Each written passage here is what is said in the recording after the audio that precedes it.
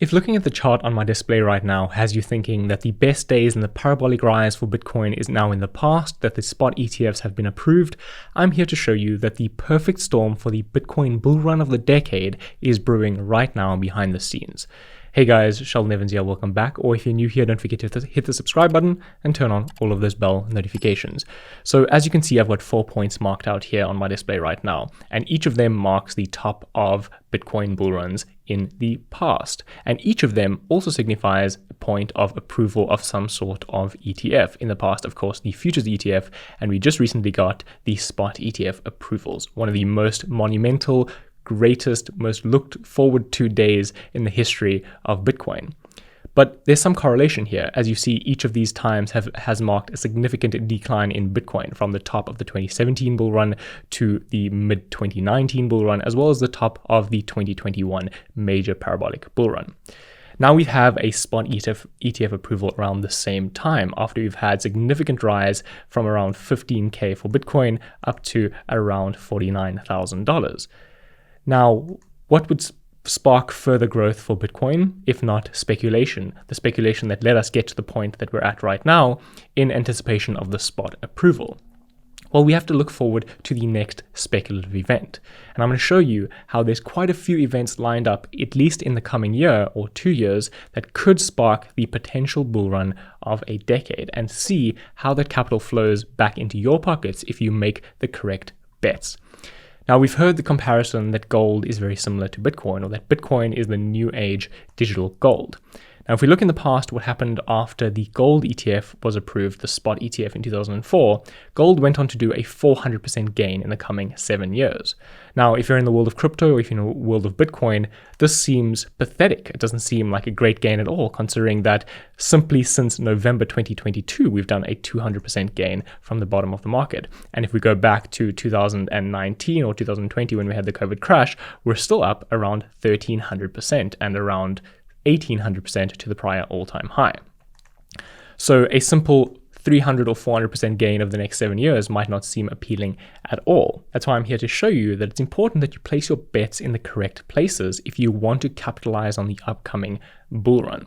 Yes, there might be a significant downturn in the meantime as we get some sort of correction after this major parabolic rise that we got into the spot ETF approval. We need to understand how the narrative has shifted and where that narrative is going if we want to understand where we're going to place our capital to make insane gains in the coming year or two. So gold on steroids, that's essentially what Bitcoin is touted as. It's the easy to transport, easy to buy, easy to access, and storable form of gold that most people have access to. Now, with the new age of the internet and the growth of network effects, it's very easy for people to get their hands on this new form of digital gold, something that they couldn't do with gold in the past, which may have been why it took 7 years for gold to do this 400% gain. And it has taken us just a couple months for Bitcoin to do a 200% gain. Of course, we have to take into account the type or the amount of capital that gets injected into these markets as well. Now, it might be even not in Bitcoin's favor to think that gold is essentially a multi-century asset that has been around for many, many years, that most people understood, knew, and could see as a store of value.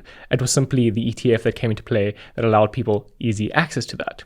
Bitcoin doesn't quite have that same historical significance. Yes, it's been around for a very long time, over 10 years, but it doesn't necessarily mean that it has the same historical significance as Bitcoin does. It's going to take some time for that education and for that narrative to shift into play as people start shifting their capital from other assets that they believe are hard assets, like gold as an example, to Bitcoin.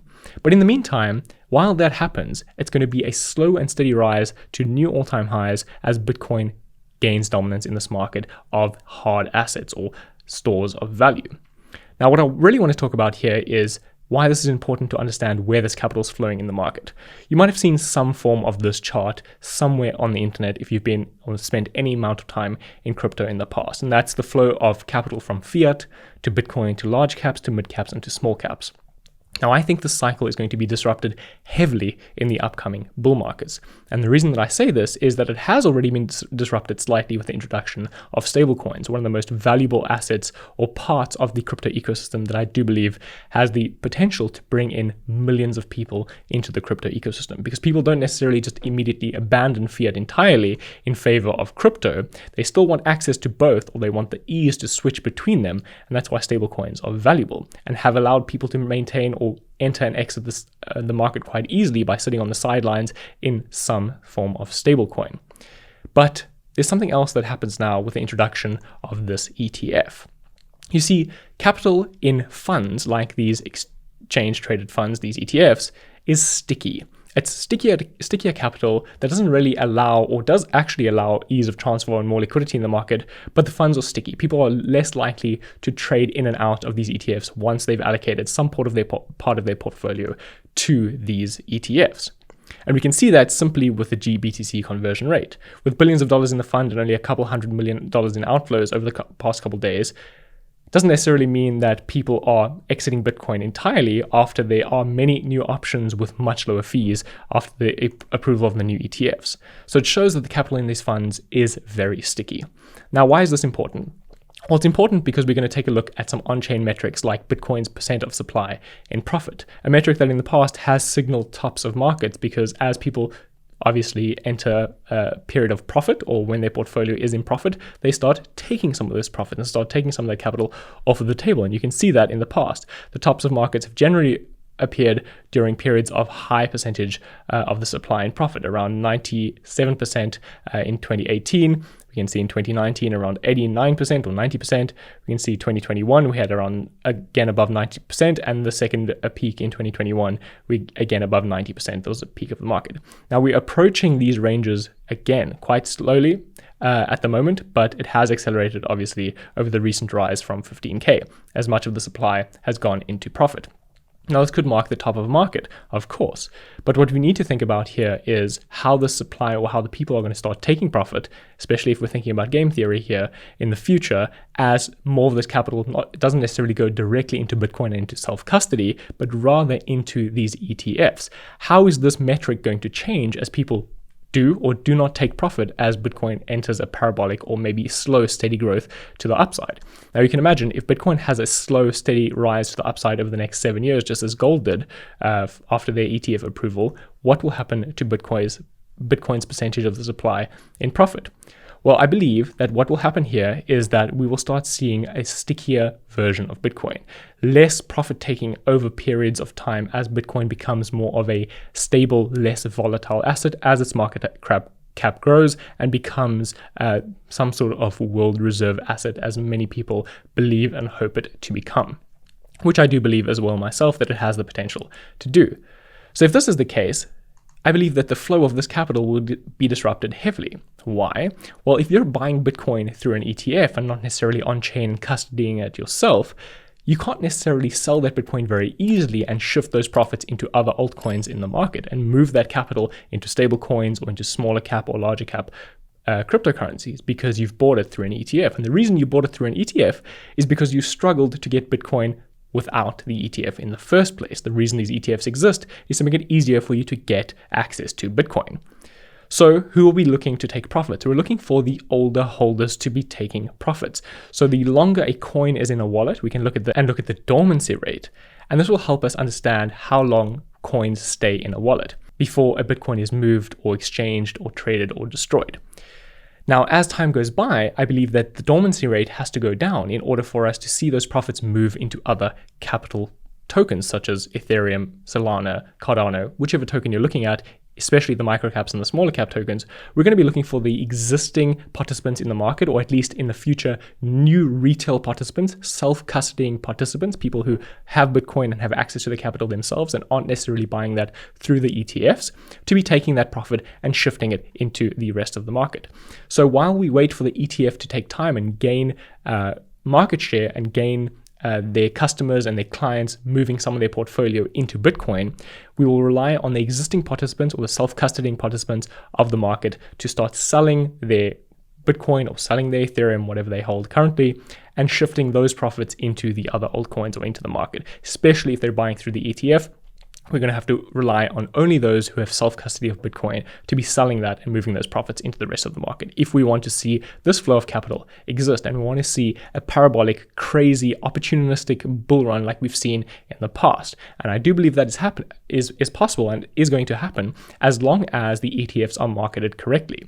I believe that the ETFs and these funds will market these ETFs to institutional investors in order to secure and hedge against downside. They're not necessarily going to sell these products to their clients for the potential of insane potential upside. It's more so going to be sold as a hedge against downside, meaning that, again, the funds will be stickier, or the capital will be stickier in these funds, allowing us, or the early buyers like you and me, to be taking profits and shifting it into the rest of the market. And then the game theory shifts from playing against the institutions to playing again against one another, a PvP type of market, in which we have to chase this capital and be very, very smart with where we're placing our bets in the market. Now, if you want to be a part of this, make sure you hit subscribe and you turn on the notifications for this channel, because I will be showing you my play-by-play as I go through this bull market in the next 2 years. And we can see the beginning of this happening as well, as we can see that Ethereum jumped right after the ETF approval. And why is that? Because we saw a shift in narrative. So if we take a look at Ethereum, you'll see that we did get a significant gain right after the ETF approval.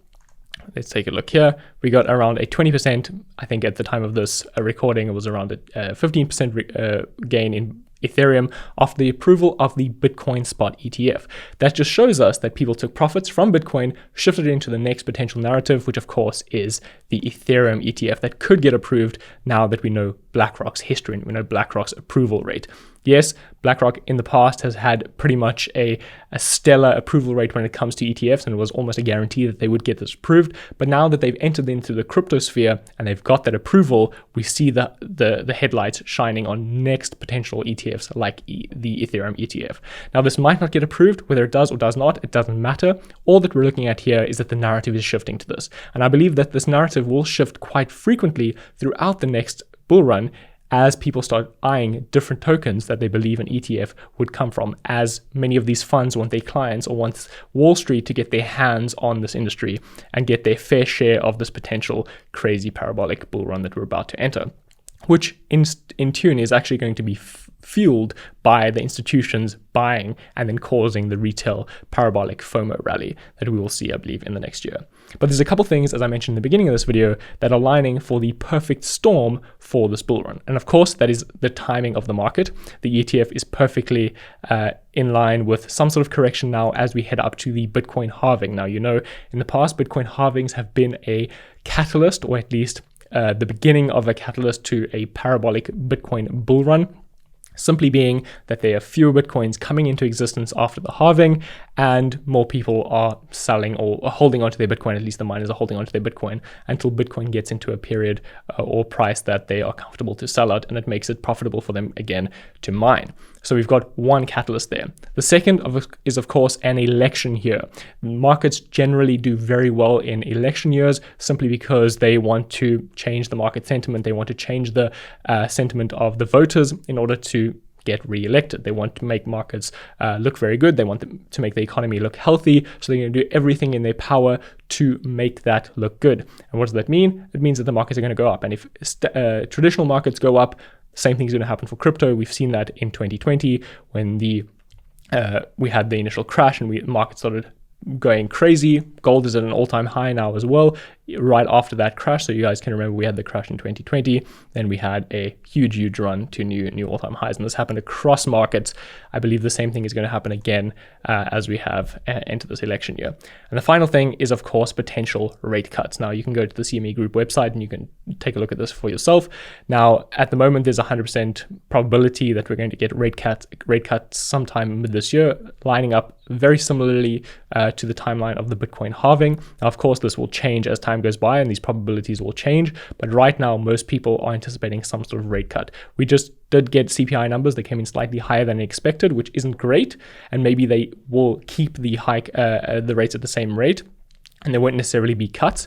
But as soon as those cuts start getting introduced, the money printer turns back on, and we have exactly what we had back in 2020, and we get this parabolic rise as the printers turn on, and we get crazy rises in Ethereum, Bitcoin, and all markets, and potentially new all-time highs, as that capital flows not only into Bitcoin, but then again, as I just explained in this video, those profits get rotated into the rest of the market, and we all are happy again, if you're not happy right now. But I am your bull market guide, and I will be here to tell you what I'm doing during this bull market. Follow along, turn on notifications, comment down below, and as always, I shall see you in the next video. Cheers.